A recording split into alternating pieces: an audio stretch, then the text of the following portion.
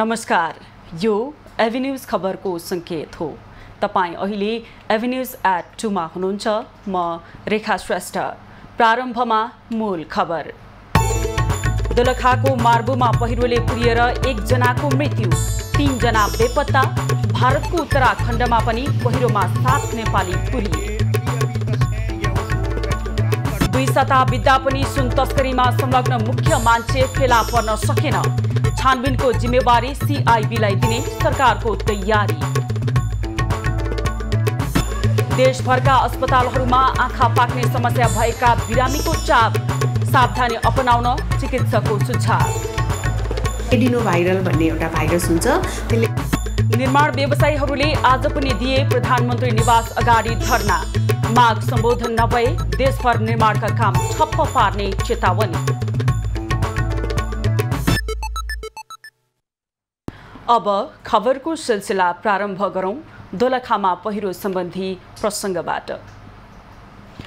दोलखाको गौरीशंकर गाउँपालिका वडा नम्बर 7 मार्बुमा बिहिबार साँझ गएको पहिरोमा परि 1 जना बालकको मृत्यु भएको छ। मृत्यु हुनेमा 17 महिने बालक प्रिन्स थामी रहेका छन्। पहिरोमा बेपत्ता बालकको शव आज फेला परेको हो। पहिरोमा परेर स्थानीय 60 वर्षीय कृष्णबहादुर मगर, उनकी श्रीमती 50 वर्षीय देवी माया मगर र 49 वर्षीय हरिलाल श्रेष्ठ बेपत्ता भएका छन्। सुरक्षाकर्मी र स्थानीयले उनीहरूको खोजी जारी राखेका छन्। पहिरोमा परेर स्थानीय 40 वर्षीय यज्ञ थामी, उनकी श्रीमती 39 वर्षीय धनमाया थामी र बुहारी 22 वर्षीय सीता थामी गम्भीर घाइते भएका छन्। उनीहरूमध्ये यज्ञ र धनमायालाई थप उपचारका लागि काठमाडौँ ल्याइएको छ भने सीताको सिंगटी अस्पतालमा उपचार भइरहेको छ।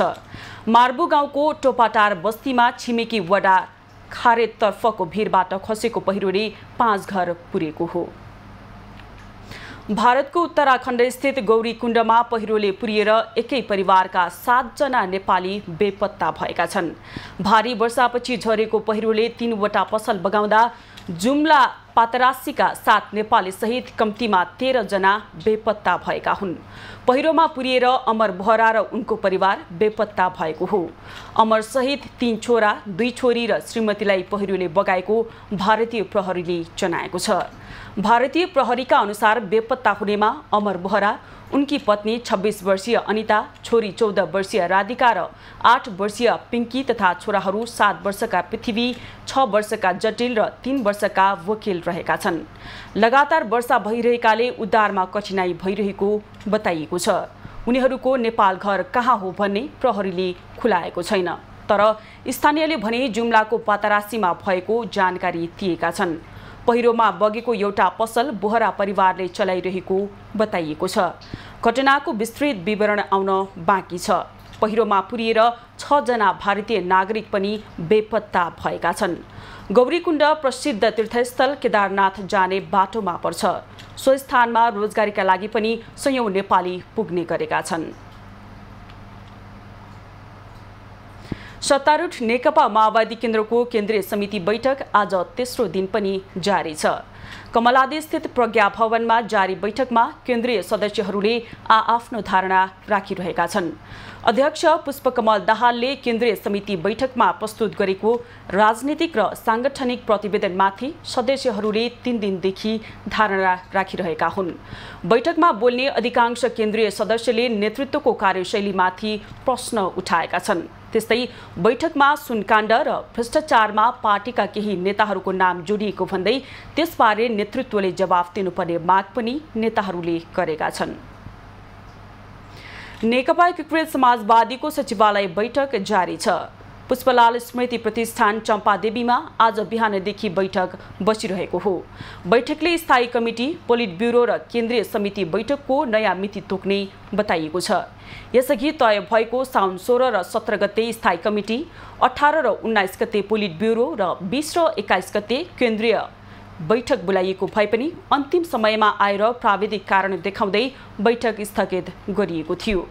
सचिवालय बैठकमा पार्टीको महाधिवेशनको मिति तय गर्नेदेखि रिक्त रहेका पदहरूमा पदपूर्ति गर्ने एजेन्डा पनि रहेका छन्।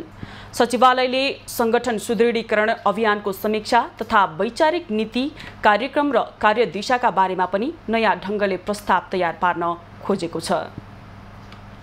सरकारले विमानस्थल सुन तस्करीको छानबिनको जिम्मेवारी प्रहरीको केन्द्रीय अनुसन्धान ब्युरो CIBलाई दिने तयारी गरेको छ। गत साउन 2 गते भन्सार जाँच पास भएर बाहिरिएको करिब 100 किलो सुन बरामद गरेर राजस्व अनुसन्धान विभागले छानबिन गरिरहेको छ। भन्सारले बरामद गरेर अनुसन्धान गरिरहेको 17 दिनपछि CIBले अनुसन्धान गर्ने जिम्मेवारी पाउन लागेको हो। हिजो साँझ प्रधानमन्त्री पुष्पकमल दाहालले उपप्रधान तथा गृहमन्त्री नारायण काजी श्रेष्ठ, प्रहरी महानिरीक्षक वसन्त कुँवर, महान्यायाधिवक्ता दिनमणि पोखरेल, CIB प्रमुख किरण बज्राचार्य र राजस्व अनुसन्धान विभागका महानिर्देशक नवराज ढुङ्गाना बीच भएको छलफलमा प्रहरीलाई पनि अनुसन्धानको जिम्मेवारी दिने विषयमा कुराकानी भएको हो। आज साँझसम्म राजस्व विभागले अहिलेसम्मको अनुसन्धानको विवरण सहित बाँकी अनुसन्धानका लागि CIBलाई पत्राचार गर्ने बताइएको छ। राजस्वसँगै सङ्गठित अपराध लगायतका घटना यो प्रकरणमा जोडिएकाले प्रहरीलाई छानबिनको जिम्मेवारी दिनुपर्ने माग हुँदै आएको छ। CIBले सङ्गठित रूपमा नै सुन तस्करी भएको अन्तर्देशीय अपराधदेखि पक्राउ परेका मुख्य योजनाकार भनिएका व्यक्तिसँग दोहोरो नागरिकता र राहदानीको विषयमा पनि अध्ययन गर्ने बताइएको छ। राजस्व अनुसन्धान विभागले तस्करी प्रकरणमा 17 जनालाई नियन्त्रणमा लिएर अनुसन्धान गरिरहेको छ। करिब 100 किलो सुन बरामद भएको 2 साता बितिसक्दा पनि तस्करीमा संलग्न मुख्य मान्छे पक्राउ परेका छैनन्। करिब 5000 किलो सुनको तस्करी भएको आशंका गरिएपछि आरोपीलाई राजनीतिक संरक्षण गर्न खोजिएको आशंका समेत गरिएको छ। 2 साता बित्दा पनि करिब 1 क्विन्टल सुन तस्करी प्रकरणमा कसको संलग्नता छ भन्ने यथेष्ट प्रमाण खुल्न सकिरहेको छैन। तर राजस्व अनुसन्धान विभागले भने चाँडै नै अनुसन्धान निष्कर्षमा पुग्ने दाबी गर्दै आएको छ। पछिल्लो समय तस्करीमा राजनीतिक संलग्नता समेत रहेको विवरणहरू बाहिर आएकाले अनुसन्धान बिचैमा रोकिने हो कि भन्ने चासो समेत व्यक्त हुन थालेको छ। राज्यबाट संरक्षित नभएसम्म सुन ल्याउन सम्भव र विमानस्थलबाट लसुन समेत ल्याउन नसकिने विश्लेषकको भनाइ छ। नैतिकता कोसँग खोज्नुहुन्छ? नैतिक यिनीहरूसँग नैतिकता खोज्दाखेरि आफैलाई शरम लाग्छ, म यिनीहरूसँग खोजिदिनुहोस् भनेर। त्यसैले यो उनीहरूको सेटिङबाट गरिरहेको कर्तुत थियो। यो पहिलो पनि होइन, यो अन्तिम पनि होइन। काहीँनिर हिसाब किताब मिलेन, गरियो। 2 साता बितिसक्दा समेत अनुसन्धान निष्कर्षमा पुग्न नसकेको भन्दै सदनदेखि सडकसम्म भने सरकार विरुद्ध प्रश्न उठिरहेको छ। देखावटी रूपमा राज्यले तस्करीमा संलग्नलाई पक्राउ गर्नुभन्दा पनि राज्यका केही अङ्गहरू बीचमा निहित स्वार्थ नमिलेपछि केही घटना बाहिर आउने गरेको देखिन्छ। कानुनविदहरू समेत सुन प्रकरणमा ठूला माछालाई उन्मुक्ति दिने प्रयास भइरहेको बताउँछन्। हामी जनताकै सरकार हो र जनताको लागि गर्न चाहन्छ र नेपाललाई चाहिँ एउटा समृद्धितर्फ लानुपर्छ भने जहाँ दोषी देखेछ तिनीहरूलाई सुरक्षा गर्यो भने त त्यो के अनुसन्धान भयो र, त्यो के कारबाही भयो र? तस्करहरूसँग सुन पगाल्ने मेसिन भएपछि राज्यका अङ्गबाटै सुन तस्करीमा सहयोग भइरहेको आशंका पनि व्यक्त भइरहेको छ। सुन तस्करी दैनिक हुने क्रियाकलाप जस्तै भइसकेको र यसमा राज्यका सबै अङ्कको मिले मतो भएकाले अनुसन्धान अघि बढाउन दबाब दिनुपर्ने आवाज पनि उठिरहेको छ। आयोग सायद जेसुकै भए पनि सधैँ त्यही भइरहेको छ कि आफ्नो मान्छेहरूलाई जोगाउने र आफ्ना पराहरूलाई चाहिँ फसाउने भइरहेको हुनाले अहिले पनि त्यही नै हुन्छ भन्ने मेरो धारणा हो। त्यसमा म माओवादीको या कुनै पनि नेतालाई दोष दिने। सुन प्रकरणमा गहिरो र उच्च स्तरीय छानबिनको आवाज उठिरहँदा प्रहरीलाई पनि छानबिनमा सहभागी गराउनु पर्ने आवाज उठेको छ। तस्करी सङ्गठित अपराध भएकाले राजस्व मुद्दा मात्रै बनाउने नहुने माग उठेको हो। सङ्गठित अपराधको छानबिन अघि बढे सुन प्रकरणमा छानबिन अघि बढाउन प्रहरी पनि तयार देखिएको छ। सानोतिनो अरू थोरै सुनहरू आउँदा हामीले समातेर राष्ट्र अनुसन्धानलाई नै बुझाउने हो, उसको अधिकार क्षेत्रमा पर्छ, बुझाउँथ्यौँ। र कतिपय अवस्थामा सरकारले अथवा राष्ट्र अनुसन्धानले सङ्गठित अपराधभित्र पर्छ यो आकर्षण हुन्छ भन्ने भएर लेखापढी भयो भने हामीले पनि अनुसन्धान गरेको छ। अहिले सुन तस्करी राजस्व छलीको विषय भएको भन्दै राजस्व अनुसन्धान विभाग आफैले मात्र अनुसन्धान गरिरहेको छ। उता सुन तस्करीमा सङ्गठित अपराध, अन्तर्देशीय अपराध, आतंकवाद लगायत विषय पनि जोडिने भएकाले प्रहरीको छुट्टै अनुसन्धान हुनुपर्ने माग प्रहरीले गरिरहेको छ। सुनको अवैध कारोबार रोक्न सरकारले कोटा तोकेर दैनिक रूपमा 10 किलो सुन आयात गर्न पाउने नियम बनाए पनि सुनको अवैध कारोबार भने फस्टाउँदै गएको छ। राज्यले निजी क्षेत्रलाई व्यवस्था गरेका कारण पनि अवैध कारोबार फस्टाउँदै गएको सरकारवालाहरूको बुझाइ छ। उच्च सुरक्षाका बावजुद पनि विभिन्न मुलुकबाट नेपालमा वैध भन्दा पनि अवैध तवरबाट बढी परिमाणको सुन वितरण गरेको देखिएको छ। नेपाल राष्ट्र बैंकले दैनिक रूपमा 10 किलोसम्म मात्र सुन आयात गर्न पाउने मापदण्ड तोकेको छ।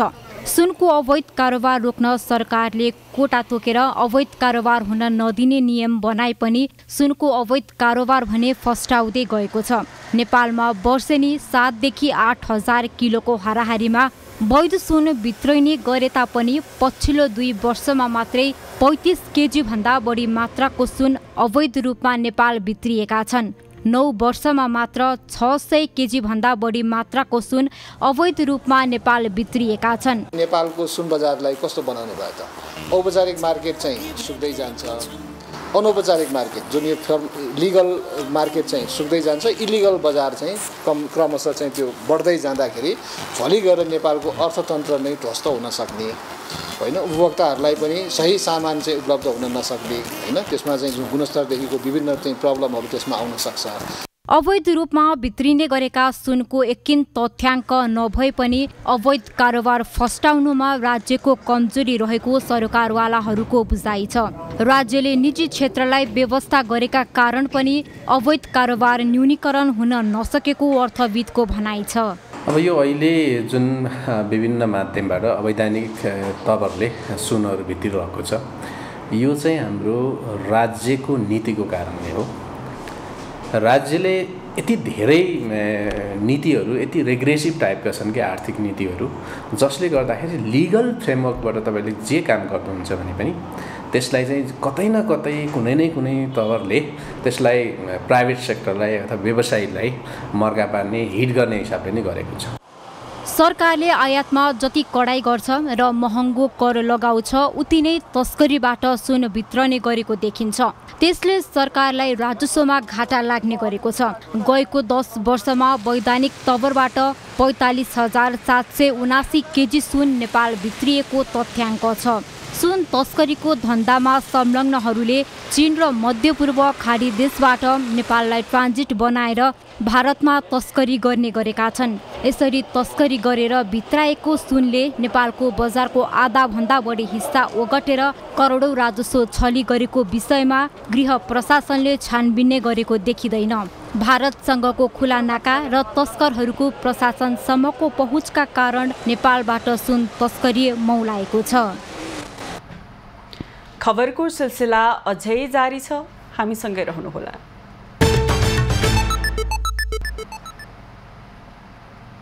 अब बाँकी खबर। विभिन्न अस्पतालमा आँखा पाक्ने रोगका बिरामीको संख्या बढ्दै गएको छ। पछिल्लो केही दिन यता देशभरका अस्पतालहरूमा आँखा पाक्ने समस्या भएका बिरामीहरूको चाप बढेको हो। काठमाडौँ स्थित तिलगङ्गा आँखा अस्पताल, नेपाल आँखा अस्पताल लगायत देशभरका अस्पतालहरूमा आँखा पाक्ने समस्या भएका बिरामीहरूको चाप बढेको छ। आँखा पाक्ने समस्या लिएर अस्पतालमा दैनिक 100 जनासम्म बिरामी तिलगङ्गा स्थित आँखा अस्पताल पुग्ने गरेका छन्। भाइरल इन्फेक्सन र ब्याक्टेरियाको कारणले आँखा पाक्ने समस्या देखिने गरेको चिकित्सकको भनाइ छ। यो चाहिँ एउटा भाइरल इन्फेक्सन नै भनिन्छ। धेरै जसो कमनली आँखा पाक्ने ब्याक्टेरियाको कारणले पनि हुन्छ, तर जुन यो समुदायमा एपिडेमिक रूपमा फैलिन्छ त्यो चाहिँ भाइरल इन्फेक्सनले नै गर्दा फैलिन्छ। कमनली चाहिँ एडिनो भाइरल भन्ने एउटा भाइरस हुन्छ, त्यसले गर्दा यो रोग फैलिन्छ। आँखा पाक्ने समस्या जुनसुकै उमेर समूहमा हुन सक्ने र यो एकदम फैलिने चिकित्सकको भनाइ छ। आँखा पाकिहाले आँखा रातो हुने, अप्ठ्यारो महसुस हुने हुन्छ। यसबाट बच्न आफूले प्रयोग गर्ने रुमाल, साबुन छुट्टै राख्नुपर्ने चिकित्सकको सुझाव छ। एकदम फैलिन सक्छ, यो कन्ट्याजियस हो। त्यसकारणले आफूले प्रयोग गर्ने रुमाल आफूले प्रयोग गर्ने साबुन छुट्टै राख्नुपर्छ घरमा होइन अनि आइसोलेसनमा बस्नुपर्छ र यो फैलिने भनेकै अब आँखाको फ्लुइड आँखाको आँसु भयो होइन त्यसबाट फैलिन्छ। आँखा रोग विशेषज्ञहरूले कुनै पनि व्यक्तिमा आँखा पाक्ने समस्या देखिए हेलचक्राइ गर्न नहुने भन्दै आँखा पाकिहाले नजिकको आँखा केन्द्रमा गएर चिकित्सकको परामर्श लिनुपर्ने र जथाभावी औषधिको प्रयोग गर्न नहुने सुझाव दिएका छन्। नेपालमा डेंगू भाइरसको संक्रमण सेरोटाइप 2 स्वरूप बढी सक्रिय रहेको पाइएको छ। एपिडेमियोलोजी तथा सरुवा रोग नियन्त्रण महाशाखाले गरेको अध्ययनमा यसपटक सेरोटाइप 2 स्वरूप बढी देखिएको हो। महाशाखाले राष्ट्रिय जनस्वास्थ्य प्रयोगशाला र धरानको बीपी कोइराला स्वास्थ्य विज्ञान प्रतिष्ठानका 58 नमुना परीक्षण गर्दा सेरोटाइप 2 स्वरूपको डेंगू 41% देखिएको हो। मुलुकका 70 जिल्लामा गरी डेंगू संक्रमितको संख्या 7000 नागेको सरकारी तथ्याङ्कले देखाएको छ। स्वास्थ्य सेवा विभाग अन्तर्गतको एपिडेमियोलोजी तथा रोग नियन्त्रण महाशाखा EDCD को तथ्याङ्क अनुसार गत जनवरी 1 देखि हालसम्म कुल 7253 जना डेंगूबाट संक्रमित भएका छन्। जिल्लागत रूपमा हेर्दा सबैभन्दा धेरै सुनसरीमा हालसम्म 4679 जना संक्रमित भेटिएका छन्। त्यसैगरी धादिङमा 829, काठमाडौँमा 119, दार्चुलामा 191 र कास्कीमा 214 जनामा संक्रमण देखिएको छ। प्रदेशतर्फ सबैभन्दा धेरै कोशी प्रदेशमा 5101, बागमतीमा 1171, गण्डकीमा 389 र सुदूरपश्चिममा 342 जना संक्रमित भेटिएका छन्। लुम्बिनीमा 191, मधेसमा 32 र कर्णाली प्रदेशमा 27 जनामा संक्रमण पुष्टि भएको छ। EDCD का अनुसार हालसम्म संक्रमणबाट 7 जनाको मृत्यु भएको छ। हालसम्म 70 जिल्लामा डेंगू पुष्टि भइसके पनि EDCD ले जनाएको छ। लगातार परिरहेको पानीले गर्दा र सरसफाइमा ध्यान नदिँदा संक्रमण दैनिक बढिरहेको महाशाखाको भनाइ छ। पानी जम्ने सफा ठाउँमा एडिस इजिप्टी र एडिस एल्बोपिक्स प्रजातिको लामखुट्टेले फूल पारेपछि लार्भा निस्कने र त्यही लार्भा वयस्क भएर टोकेपछि डेंगू लाग्ने गर्दछ। नेपाल निर्माण व्यवसायीहरूले सरकारले निर्माण व्यवसायीहरूको माग सम्बोधन नभएर देशभर निर्माण कार्य ठप्प पार्ने चेतावनी दिएका छन्। उनीहरूले प्रधानमन्त्रीको सरकारी निवास बालुवाटारमा भेला भई निर्माण उपकरण सहित धरना दिएका हुन्। निर्माण व्यवसायीहरूले पूर्ववर्ती सरकारले गरेका गल्तीहरू सच्याएर देश विकासका लागि सरकार सच्चिन आवश्यक रहेको बताए। भन्ने पत्रकार साथीहरूले लेखेर हिँडे नेपालमा नेपालको रक्षा मन्त्रालयले ठेक्का गर्ने हो कि देशको शान्ति सुरक्षा गर्ने हो, सरकार यतिसम्म गइराखे। हाम्रो काण्ड त अनौठो काण्ड छ। हामी निर्माण व्यवसायीहरूलाई सरकारले ठगेको छ। हाम्रो ठग सरकार हो। त्यस कारणले गर्दा एक ठग सरकार तिम्रो काम हामीले गरेका छौँ। सर्वप्रथम त्यो कामको भुक्तानी तुरुन्त गर, म यो भन्न चाहन्छु। हामीलाई आन्दोलन गर्ने कुनै रहर छैन। मैले अस्ति पनि भनेको थिएँ, हामी ढुङ्गा माटोसित खेलिराख्नु पर्ने निर्माण कर्मीहरू बाध्यतावश आज सडकमा आन्दोलनमा उत्रिएका छौँ। हामी पनि यो देशको नागरिक हौँ, हामी उद्योगको उद्योगपति हौँ। यो कुरा हेक्का राख्नु जरुरी छ नेपाल सरकारले। निर्माण व्यवसायीहरूले बजेट दिन नसक्ने आयोजनाहरू खारेज नगरे देशमा निर्माण व्यवसायीहरूको आन्दोलन थप चर्किने चेतावनी समेत दिएका छन्। कहीँ कतै काम हुन सकेन, त्यसको समय थपिनुपर्छ। मलाई सिम्पल चिज साथमा हाम्रो मागहरू छ। कुनै अप्ठ्यारो माग होइन, तर सरकारले किन सुनेको छैन। साथ मलाई लाग्छ हामीहरू योभन्दा सशक्त रूपमा गएनौँ भनेर सरकारले सोचे होला। हामी हाम्रा 2-3टा जेसीबी लिएर हामी डराउनेवाला छैनौँ। देशभरिबाट अरू एक्सकाभेटर अरू रोलरहरू हामीहरू बाटो नै ठप्प पर्ने गरी अब निकाल्नेवाला छौँ। पूर्ववर्ती सरकारले गरेका गल्तीहरूलाई यो सरकारले पूर्ववर्ती सरकारले गरेको छु भनेर पन्छिन पाउँदैन। यो सरकार जिम्मेवार हुनुपर्छ। पूर्ववर्ती सरकारहरूले गरेको गल्तीहरूलाई पनि सच्याउने काम गर्नुपर्छ र देश विकासको लागि यो सरकार सच्चिन आवश्यक छ र ती आयोजनाहरू जहाँ बजेट व्यवस्थापन हुन सक्दैन ती आयोजनाहरू खारेज गरेन भने भोलि मुलुकमा भयावह रूप यसले भयावह रूप धारणा गर्नेछ। निर्माण व्यवसायीले देश विकासका लागि सरकार सच्चना आवश्यक रहेको भन्दै उनीहरूले बजेट दिन नसक्ने आयोजनाहरू खारेज गर्नुपर्ने पनि बताएका छन्। बजेट बिनाका आयोजनाहरू खारेज गरी मूल्य समायोजन गर्नुपर्ने, एकमुष्ट म्याद थप गर्नुपर्ने माग राखेर व्यवसायी केही समयदेखि आन्दोलनमा छन्। झापा सहित देशैभरका निर्माण व्यवसायीहरू एक सातादेखि आन्दोलित छन्। गरेको कामको भुक्तानी, आयोजनाहरूको म्याद थप र सार्वजनिक खरिद ऐन खारिजको माग गर्दै झापा जिल्लाका निर्माण व्यवसायीहरूले पनि आन्दोलन चर्काउँदै लगेका छन्। झापासहित देशभरका निर्माण व्यवसायीहरू एक साता बढी समयदेखि आन्दोलित छन्। गरेको कामको भुक्तानी, आयोजनाहरूको म्याद थप र सार्वजनिक खरिद ऐन खारेजीको माग गर्दै झापा जिल्लाका पनि निर्माण व्यवसायीहरूले आन्दोलन चर्काउँदै लगेका हुन्। गरेको कामको भुक्तानी नपाउँदा दैनिक गुजारामा समेत समस्या भएको हो। खरिद गरिएका सामानको भुक्तानी तिर्न नसकिएको भन्दै जिल्लाका निर्माण व्यवसायीहरूले पनि चरणबद्ध आन्दोलन गरिरहेका छन्। राजनीतिक र आर्थिक स्थायित्व नहुनु र स्रोत सुनिश्चितता कागजमा मात्र सीमित हुँदा राज्यको गैर जिम्मेवारीका कारण समस्या सिर्जना भएको निर्माण व्यवसायीहरूको गुनासो छ। अहिलेको अवस्थामा नेपाल सरकारले जुन काम सकेको कामको भुक्तानी दिएको छैन, त्यो भुक्तानी नदिए बापत हामीले ब्याङ्कको किस्ताहरू तिर्नु सकेको छैनौँ, गाडी सामानहरूको किस्ताहरू हाल्नु सकेको छैनौँ र बजारमा कुनै पनि भुक्तानी गर्नु र बजारबाट हामी व्यवसायहरू आलोचित भएको छौँ। नेपाल सरकारले हामीलाई हेपेको अवस्था छ र यो हेपाइमा हामी व्यवसाय बस्ने अवस्था छैन र हाम्रो मागलाई यथाशीघ्र छिटो नेपाल सरकारले सम्बोधन गरोस् भन्ने हाम्रो चाहना छ।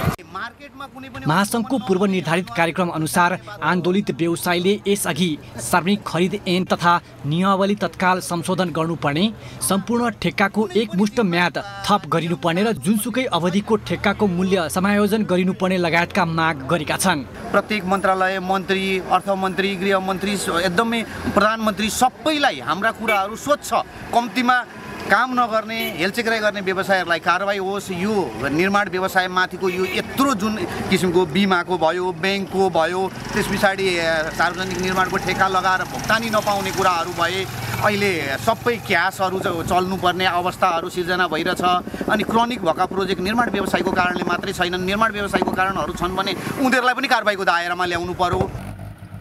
राज्यले विद्यमान ऐन कानुन समय सापेक्ष संशोधन नगरेकाले आफूहरूले काम गर्दा विभिन्न कठिनाई भोगेको निर्माण व्यवसायी बताउँछन्। सम्पन्न आयोजनाको भुक्तानी नहुँदा नयाँ सम्झौता भएका काम पनि गर्न नसकिएको उनीहरूको भनाइ छ। हामीलाई आम उपभोक्ता व्यापारीले हेर्ने दृष्टिकोण एउटा रह्यो र तपाईँलाई सरकारले हेर्ने दृष्टिकोण एउटा रह्यो। हामी बिचको पर्दा जस्तो भयो। आम उपभोक्ता, आम नागरिक, आम जनताले पनि ठेकेदारलाई चोर भन्ने, सरकारहरूले पनि ठेकेदारलाई चोर भन्ने, सम्पूर्ण कुराका बावजुद आज हामी चाहिँ नितान्त चाहिँ यो जिल्ला प्रशासन कार्यालय झापामा धरनाको रूपमा यो कार्यक्रमलाई अभियानको रूपमा हामीले धरना कार्यक्रम राखेको छौँ। यो निरन्तर रहन्छ जबसम्म सरकारले हाम्रो मागलाई सम्बोधन रहँदैन, यो निरन्तर रहन्छ। यो आन्दोलन हाम्रो मेन मुख्य गर्नुपर्ने नै मेन म्याद थप र भुक्तानीको सम्बन्धमा हो। हाम्रो देशैभरिका निर्माण व्यवसायीहरूले अहिले अरबौँ रुपियाँ चाहिँ भुक्तानी नपाएर सडक आन्दोलनमा आउनुपर्ने भएको छ। सरकारले अहिलेसम्म हामीले गरेको कामको पनि भुक्तानी गर्न सकेको छैन। त्यो भएर कामहरू पनि हामीले अब ठप्प गर्ने स्थिति छ। पुरानै भुक्तानीहरू नपाएको कारणले नयाँ कामहरू सुचारू गर्न सकेको छैन। आन्दोलनरत निर्माण व्यवसायीका कारण जिल्लाका विकास निर्माण कार्य प्रभावित हुने खतरा बढेको प्रशासन कार्यालय बताउँछ। राज्यले उनीहरूको माग सम्बोधन गरेर काम गर्ने वातावरण सिर्जना गर्नुपर्ने सरोकारवाला निकायको भनाइ छ। निश्चित रूपमा देखिन्छ नि, किनभने अब हामीले काम लगाएको चाहिँ रकम भुक्तानी दिन सकिएन भने त्यो त काहीँ न काहीँ एउटा खर्च भएको छ। उहाँहरूको पनि दायित्व त सिर्जना भयो होला। त्यो विषय चाहिँ अब नेपाल सरकारले पक्कै पनि त्यो व्यवस्थापन गरिराखेकै हुनुपर्छ। केही विषय त अब यता नेपाल सरकारको तर्फबाट छ भने केही विषयमा चाहिँ उहाँहरू भनेको निर्माण व्यवसायी सङ्घहरूले पनि विभिन्न समयमा हडताल गरेर काम नगरेर भएका पैसाको पनि सदुपयोग नगरेर फ्रिज भएका अवस्था पनि छन्। तर अब यो पैसा नपाएको सवालमा त नेपाल सरकारबाट सम्बन्धित मन्त्रालयहरूले यो विषयमा चाहिँ सरकार राखेरै काम गरिरहेकै हुनुपर्छ। सरकारले जिल्लाका व्यवसायीको 1 अर्बभन्दा बढी रकम भुक्तानी नगरेर गैर जिम्मेवार काम गरेको व्यवसायीले बताएका छन्। निर्माण सम्पन्न भइसकेका आयोजनाहरूको रकम भुक्तानी भए खस्कतो अर्थतन्त्र चलायमान हुने र हजारौंले रोजगारी पाउने भएका कारण त्यसको सकारात्मक प्रभाव देखिने उनीहरूको तर्क छ। सन्तोष नेउपाने, झापा। नेपाली सवारी साधनलाई महोत्तरीको भारतीय सीमा नाकाबाट भारतीय सीमा सशस्त्र प्रहरी बल एसएसबी र राजस्व विभागले भारतमा प्रवेशमा निषेध लगाएको छ। भारतीय दूतावासको निर्देशनमा महोत्तरीको भिठामोड नाकाबाट भारत प्रवेश गर्ने 2 पाङ्ग्रे तथा 4 पाङ्ग्रे सवारी साधनलाई भारतीय क्षेत्रमा प्रवेश निषेध गरिएको छ। भारतीय सीमा सुरक्षा बल र भारतीय भन्सारका अनुसार दूतावासको निर्देशन अनुसार नेपाली सवारी साधनलाई भारतीय क्षेत्रमा प्रवेश गर्नका लागि काठमाडौँ स्थित भारतीय दूतावास र वीरगञ्ज स्थित महावाणिज्य दूतावासबाट सवारी साधनको सडक पर्मिट र भारतीय दूतावासबाट अनुमति बिना प्रवेश नदिने जनाइएको छ। नेपाल भारत बीच रोटी बेटीको सम्बन्ध भएकाले निर्बाध रूपमा नेपाली सवारी साधन नजिकको धार्मिक स्थल र रेलवे स्टेसनसम्म आवत जावत गर्ने गरेको भए पनि सुरक्षाकर्मीले प्रवेशमा पूर्ण रूपमा प्रतिबन्ध लगाएपछि समस्या उत्पन्न भएको हो। भारत र नेपालसँग भएको बोर्डरलाई दुईटै राष्ट्रले तपाईको आफ्नो अनुकूलतामा त्यसको प्रयोग गर्दो रहेछ।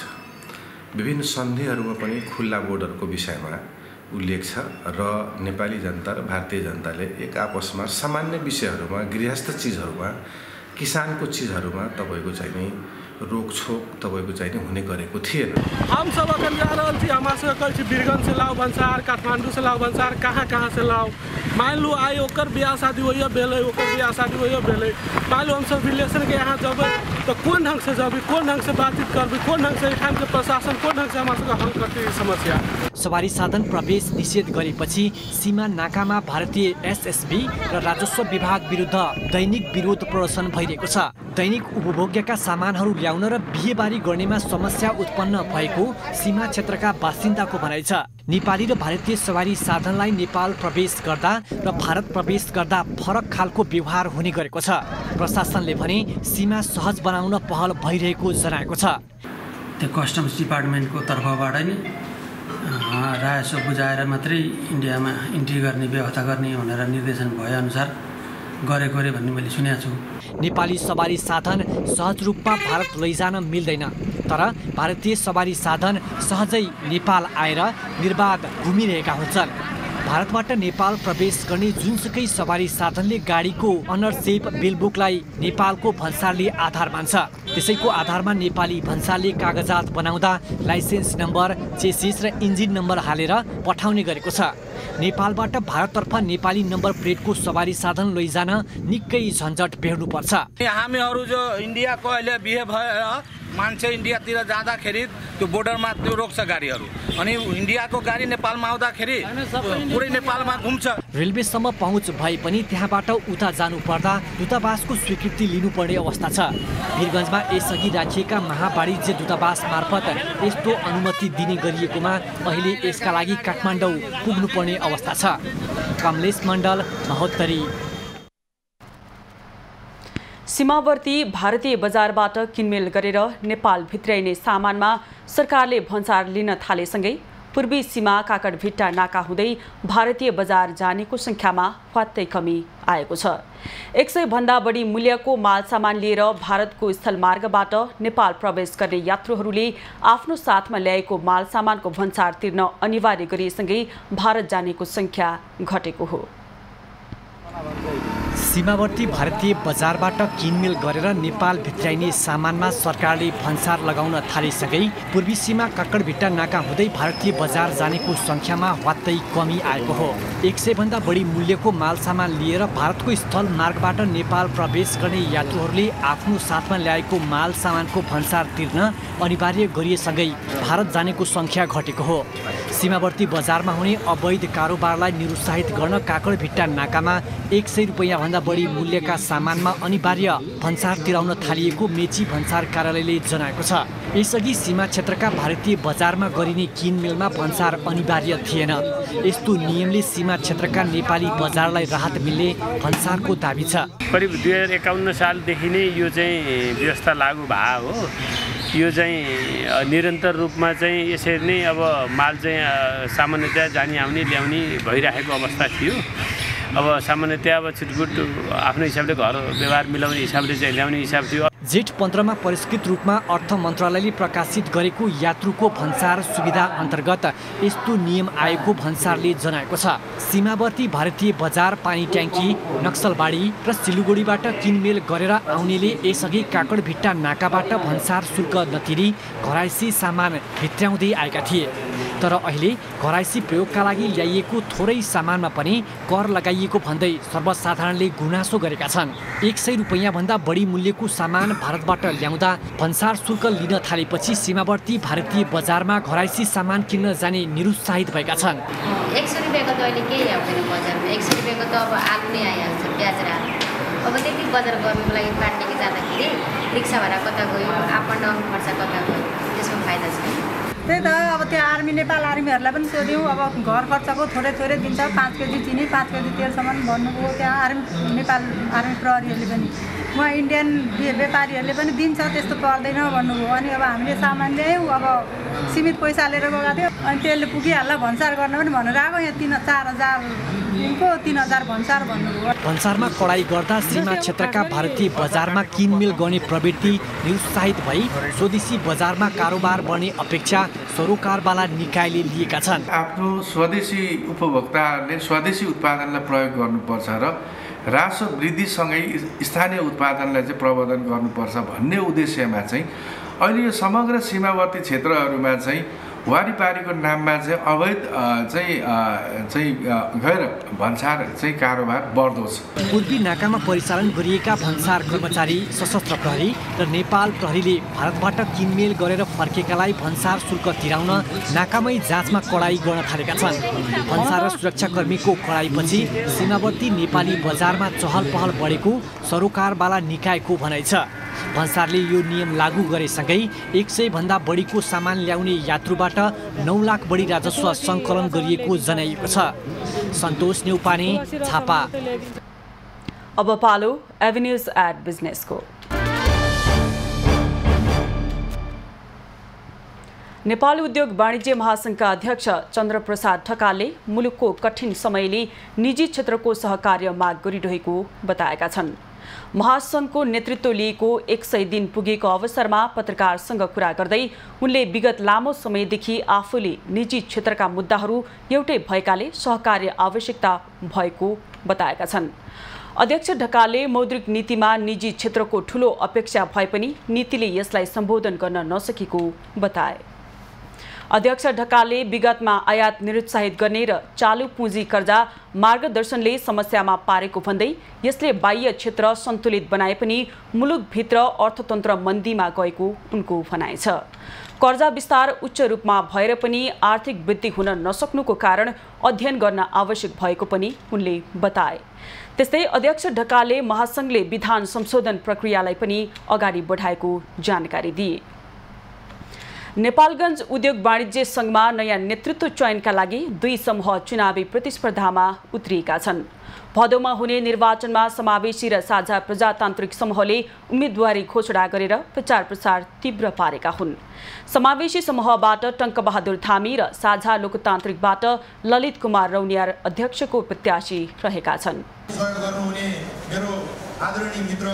सङ्घीयताको कारणले पनि यो चाहिँ अरू सबै ठाउँमा राम्रो भयो। हामी बाँकी बर्दी अलि पछाडि परेको स्थिति छ। यो व्यवसाय गेटवेलाई बनाउनुको लागि जो खुल्ला सिमानाबाट जो समस्या आएको छ, सरकारले जसरी 100 रुपियाँभन्दा माथिको लागि कर लिनुपर्छ भन्ने कुरा ल्याएको छ, त्यसमा चाहिँ हामी टेकेर हाम्रो पहिलो मिटिङमा उद्योग वाणिज्य सङ्घमा विजय हुँदै गर्दा मेरो पहिलो मिटिङ उद्योग वाणिज्य सङ्घले हामी चाहिँ भन्सारबाट हामी सुरु गर्छौँ। नेपालगञ्ज उद्योग वाणिज्य सङ्घमाथि उद्योगी व्यवसायहरूको विश्वास उठ्दै गएको अवस्था छ।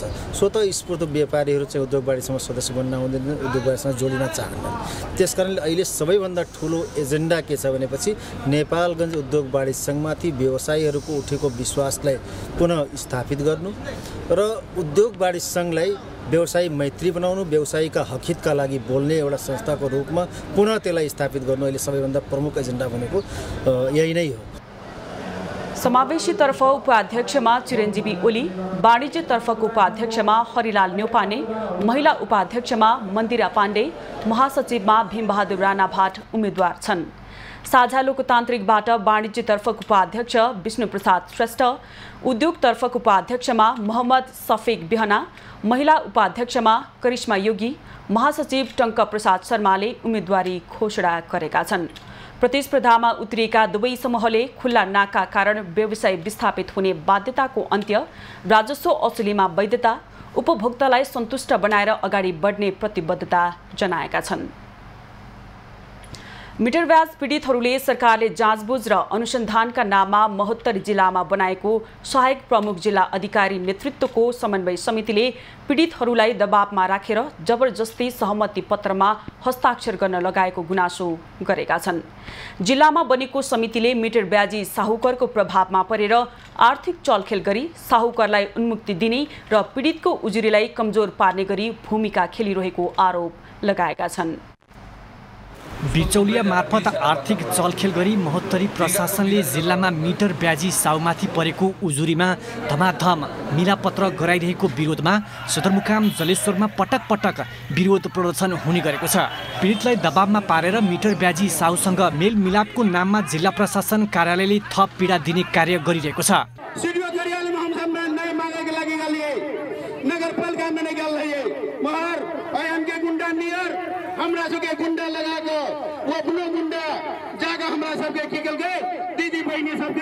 साहुहरूलाई जबरजस्ती तपाईँको चाहिने थर्काएर तपाईँको कान समाएर त्यसको कलर समाएर जुन गर्ने मिलापत्र छ त्यो यो कतै पनि राम्रो होइन।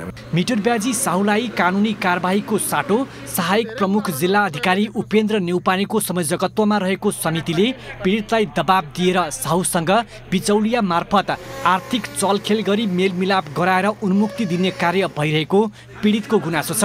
लगानीकर्ताको भने फरक धारणा रहेको छ। बाहिर ननिस्किने दिने, यहाँ बिचौलिया चाहिने, जबरजस्ती मलाई छाप लगाउनै पर्छ, म केही कुरा मान्दैन, यहाँ गर्नै पर्छ, पैसा खाएछ के छ उहाँलाई त्यस्तो मलाई धाक धम्की दिएर गाडीमा हालिदिन्छु, मोबाइल समात्यो, फल्ला गर्नु जबरजस्ती गराइसकेको छ मलाई। साहु महाजले बदनाम मात्रै गरेको मधेसमा, त्यसकारण यो मधेसको सद्भाव बिगार्नको लागि, यो खैला बैला पार्नको लागि मात्र यो सरकारले यो विधेयक ल्याएको छ। प्रशासनले पीडितलाई कारबाही गर्नुपर्नेमा उल्टै प्रशासन नै आर्थिक लेनदेन गरेर मिटर ब्याजी साहुलाई उन्मुक्ति दिने गरेको छ। आर्थिक चलखेल गरी मेलमिलापले पीडित झन समस्यामा परेका छन्।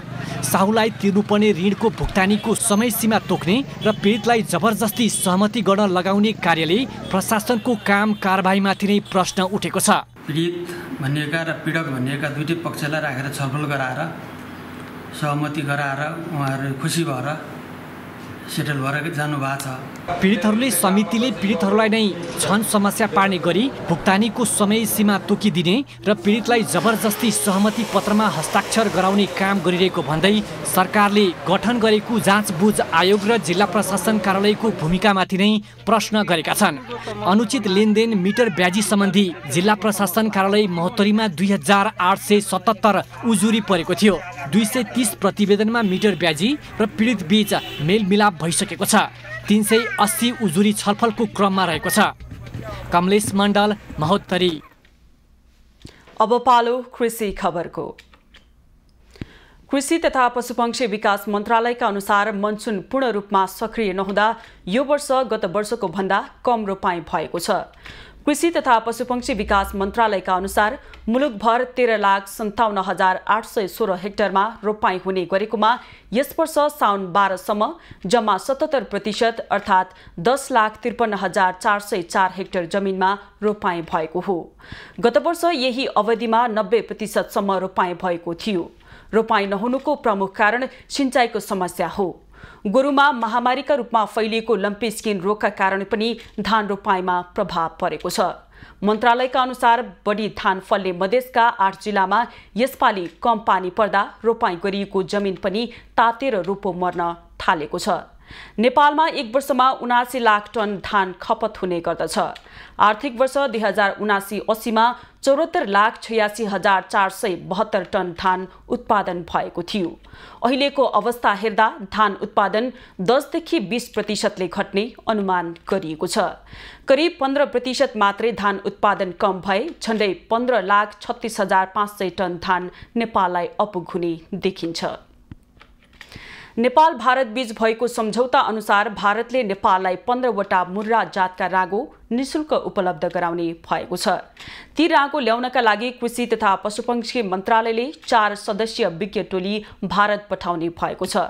टोलीमा पशु सेवा विभागका महानिर्देशक डाक्टर सम्झना काफ्लेका साथै राष्ट्रिय पशु प्रजनन कार्यालय लाहानका प्रमुख शिवनाथ महतो, राष्ट्रिय पशु प्रजनन कार्यालय पोखराका प्रमुख जगदीश पाण्डे र कृषि मन्त्रालय अन्तर्गतको क्वारेन्टाइन महाशाखाका राजेश यादव रहेका छन्। टोली भारतबाट बोलाउने बित्तिकै जाने तयारीमा छ। नेपाललाई मुर्रा जातको रागो दिनका लागि भारतले पनि केही प्राविधिक तथा प्रशासनिक कार्य मिलाउनु पर्ने भएकाले तत्कालै नबोलाएको हो। रागो ल्याउन गएको टोलीले लम्पी स्किन रोगका लागि तयार गर्ने खोपका बारेमा पनि छलफल गर्ने बताइएको छ। नेपालले आफै पनि खोप उत्पादन गर्न सक्ने तर आवश्यक सामग्री नभएका कारण उत्पादन गर्न नसकिरहेको जनाइएको छ। पशुमा लाग्ने लम्पी स्किन रोगको कारण देशभरकै किसान मर्कामा परेका छन्। लुम्बिनी प्रदेश अन्तर्गतका सबै जिल्लामा अहिले पनि लम्पी स्किन रोग लागेका पशु चौपाया भेटिएका छन्। रोगका कारण अहिले बजारमा दूध उत्पादन समेत घटेको छ। प्रदेशको पशुपक्षी तथा मत्स्य विकास निर्देशनालयका अनुसार यो रोगका कारण दैनिक 1.5 करोड भन्दा बढी दूधको मूल्यमा गिरावट आएको छ। अन्य पशुभन्दा गाई र भैँसीमा यो रोग धेरै देखिएकोले दूध उत्पादनमा करिब 50% कमी आएको बताइन्छ। यो रोगका कारण पशु चौपायाको मृत्युबाट प्रदेशमा 12.5 करोड बराबरको क्षति भएको अनुमान गरिएको छ। लुम्बिनी प्रदेशमा पहिलो पटक यो रोग 2077 साउन 24मा देखिएको थियो। हालसम्म कुल 1,81,935 वटा पशु चौपायामा रोग देखिएको छ, जसमध्ये कुल 5,646 पशु चौपाया मरेका छन्। अहिले प्रदेशमा लम्पी स्किनबाट प्रभावित भएका पशु चौपायाको उपचारका लागि करिब 30 लाख रुपैयाँ बराबरको औषधि तथा खोप खरिद गरी परिचालन गरिएको छ। हालसम्म प्रदेशका सबै जिल्लामा गरी 38,793 वटा पशुलाई खोप प्रदान गरिएको र 1,12,476 पशुको उपचार गरिएको छ। खबरको सिलसिला अझै जारी छ, हामीसँगै रहनुहोला। अब पालो खास खबरको।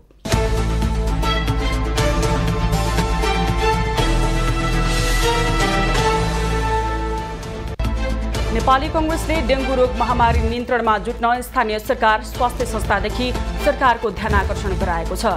कांग्रेसले डेंगू महामारीका कारण मुलुकको पूर्वी भूभाग विशेष गरी कोशी प्रदेशको धरान र आसपासमा हालसम्म दर्जनौंको ज्यान गएको प्रति ध्यानाकर्षण गर्दै रोग फैलिने क्रम नरोकिएकाले सो आह्वान गरेको हो। उसले महामारी नियन्त्रण प्रभावकारी समाधानका लागि सरकारको ध्यानाकर्षण समेत गराएको छ। नेपाली कांग्रेसको भातृ संस्था नेपाल तरुण दलले नेपाली कांग्रेसकी केन्द्रीय सदस्य तथा सांसद आर्जु राणा देउवा विरुद्ध भ्रामक प्रचार गर्नेलाई कारबाही गर्न सरकारको ध्यानाकर्षण गराएको छ। आज तरुण दलका अध्यक्ष विद्वान गुरुङले विज्ञप्ति जारी गर्दै राणा विरुद्ध प्रचार गर्नेलाई कानुनी दायरामा ल्याउन 3 दिनको अल्टिमेटम दिएका हुन्। राजनीतिक पूर्वाग्रह राखेर विभिन्न व्यक्ति र समूहले सामाजिक सञ्जालमा पोस्टहरू गरेको गुरुङको आरोप छ। जनमत पार्टीले संघ र प्रदेश सरकारलाई दिएको समर्थन कायम राख्ने भएको छ। पार्टीको केन्द्रीय समिति बैठकमा अध्यक्ष डाक्टर सीके राउतले वर्तमान सरकारलाई निरन्तरता दिने निर्णय गरेको हो। बैठकले पार्टी संगठनलाई 5 गुणा ठूलो बनाउने लक्ष्यका साथ मिशन 84 अगाडि बढाउने निर्णय गरेको छ। महाराजगंज स्थित मनमोहन कार्डियोथोरासिक भास्कुलर तथा ट्रान्सप्लान्ट सेन्टरका फार्मेसी अधिकृत अमृत पोखरेलको मृत्यु घटनामा 4 जना विरुद्ध आत्महत्या दुर्चाहन मुद्दा दर्ता भएको छ। प्रशासन प्रमुख भोज कुमार बस्नेत, फार्मेसी इन्चार्ज जुना स्थापित फार्मेसी सहायक विष्णु पौडेल र कृष्ण पन्त विरुद्ध मुद्दा दायर भएको हो। उनीहरू असार 29 गते नै पक्राउ परेका थिए। जाजरकोटमा विषालु च्याउ खाँदा एकजनाको मृत्यु भएको छ। बोरकोट गाउँपालिका 4 सार्कीटोलमा 18 वर्षीय तुले सार्कीको मृत्यु भएको र आमा सिकिस्त बिरामी भएकी हुन्। बेलुका जंगलबाट ल्याएको च्याउ खाँदा बिरामी आमालाई प्राथमिक उपचार केन्द्रमा भर्ना गरिएको छ।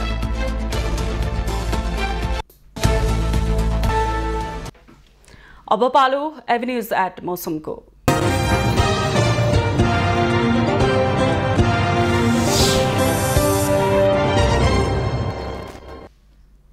हाल कोशी, गण्डकी र सुदूरपश्चिम प्रदेशका थोरै स्थानहरूमा र बाँकी प्रदेशको 1-2 स्थानमा हल्का वर्षा भइरहेको छ।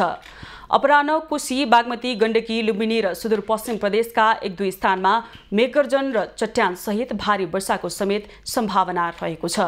लुम्बिनी, गण्डकी र बागमती प्रदेशको तराई भूभाग र मध्य प्रदेशका केही स्थानहरूमा हावाहुरीको पनि सम्भावना रहेको जल तथा मौसम पूर्वानुमान महाशाखाले जनाएको छ। आज काठमाडौँ उपत्यकाको अधिकतम तापक्रम 30 डिग्री सेल्सियस र न्यूनतम तापक्रम 21 डिग्री सेल्सियसका बीच रहने अनुमान गरिएको छ। आज सूर्योदय बिहान 5:27 भए पनि सूर्यास्त 6:52 हुनेछ। आज देशभरको मौसम कस्तो रहला त हेरौं देशका विभिन्न स्थानको अनुमानित मौसमी अवस्था।